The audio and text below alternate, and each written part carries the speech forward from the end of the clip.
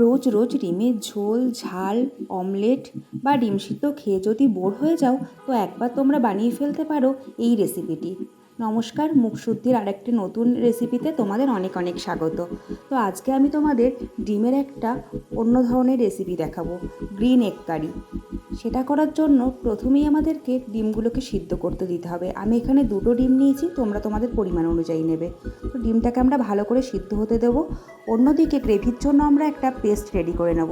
তার জন্য অনেকটা পরিমাণ ধনেপাতা নিলাম, একটু আদা রসুন নিলাম অল্প পরিমাণ, আর নেব কাঁচা লঙ্কা, আর নেব একটা টমেটো। তোমাদের যেরকম ডিম থাকবে তোমরা সেই পরিমাণ অনুযায়ী নেবে।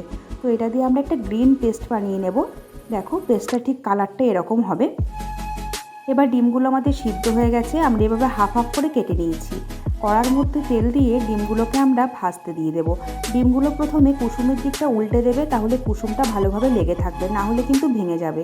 একদিক হয়ে গেলে আর একদিক আমরা এভাবে আবার ভেজে নেব। একটু হালকা ব্রাউন ব্রাউন হবে, আমরা কিন্তু এখানে কোনো হলুদ দিইনি। ভাজার পর এটা আমরা তুলে নিয়েছি। এবার ওই কড়াতেই ওই তেলের মধ্যে আর একটু অল্প আমরা সাদা তেল করব, রান্নাটা কিন্তু পুরোটা সাদা তেলে হবে। তো সাদা তেল দিয়ে আমরা এটা গরম করতে দেবো। আর আমি খুব ছোট ছোট করে একটু ক্যাপসিকাম আর পেঁয়াজ কেটে নিয়েছি, এটাকে এবার এর মধ্যে ভালো করে ভাজতে দিয়ে দেবো।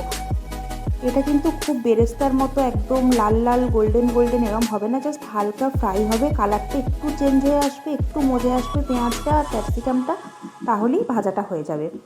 দেখো ঠিক কালারটা এরম আসবে। এরম হওয়ার পর আমরা যে আগে থেকে গ্রিন কালারের পেস্টটা বানিয়ে রেখেছিলাম সেটা দিয়ে দেবো। মনে রাখবে এর মধ্যে কিন্তু কোনো রকম হলুদ অ্যাড হবে না। তো এরপর এটাকে ভালো করে আমাদের একটু কষাতে হবে। যেহেতু আমরা এর মধ্যে রসুন আর আদা দিয়েছি, তাই তার কাঁচা গন্ধটা পুরোপুরি চলে যেতে হবে। ভালোভাবে এটা আমরা এইভাবে কষাতে দেবো, যাতে আদা রসুনের গন্ধটা চলে যায়, টমেটোর গন্ধটাও চলে যাবে। এইভাবে কষানোর পর আমরা গুঁড়ো মশলাগুলো দিয়ে দেবো, জিরে গুঁড়ো, ধনে গুঁড়ো, যেগুলো আমরা নিই রেগুলার। আর আমি এখানে টেস্টের জন্য অল্প একটু মিট মশলা দেবো, ব্যাস। আর দেবো অল্প পরিমাণ একটু গোলমরিচ গুঁড়ো। আগে কাঁচা লঙ্কা দিয়েছি, তাই গোলমরিচ অল্পই দিলাম, তোমরা ঝাল অনুযায়ী দেবে। আর একদমই কিন্তু রান্নাটার মধ্যে কোনো রকম হলুদ অ্যাড হবে না, কারণ রামি হচ্ছে গ্রিন এগ কারি, তো এটা সবুজ সবুজ হবে। এবার এর মধ্যে টেস্টের জন্য আমি একটু চিনি দেবো, টমেটো আছে ব্যালেন্স করার জন্য। এবার বাটি ধোয়া জলটা দিয়ে দেবো, তাহলেই দেখো এরকম একটা গ্রিন গ্রিন কালারের মতো গ্রেভি হবে। এবার আমরা পরিমাণ মতো লবণ দিয়ে দেবো, ব্যাস। এটা দেওয়ার পর আমাদের ভালোভাবে কষাতে হবে মশলাটা, যতক্ষণ না পর্যন্ত তেলটা ঠিকঠাকভাবে ছেড়ে আসে। আমার মশলা কষানো রেডি হয়ে গেছে। এরপর আমি তেলটা ছেড়ে এলেই এর মধ্যে একটু জল অ্যাড করে দিলাম। তোমাদের যেরম ডিম থাকবে গ্রেভিটা সেরম করবে, তবে মনে রাখবে খুব ঝোল কিন্তু করে দেবে না। এবার আমি এর মধ্যে যে ডিমগুলোকে আগে থেকে ভেজে রেখেছিলাম সেগুলোকে একে একে দিয়ে দেবো। তো একদিক আমরা হতে দেবো।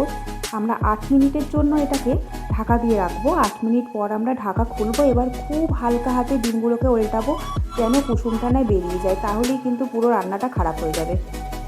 এবার আমরা ভালো করে উল্টে দেবো এদিক ওদিক করে, খুব হালকা হাতে সময় নিয়ে করবে। এবার আবার এটাকে আবার ঢেকে দেবো আরও 8 মিনিটের জন্য। তারপর ভালো করে মজতে টাইম দিতে হবে। তারপর খুললে 8 মিনিট পর খুলে দেখবো আমাদের পুরো একদম গ্রিন এগ কারি রেডি।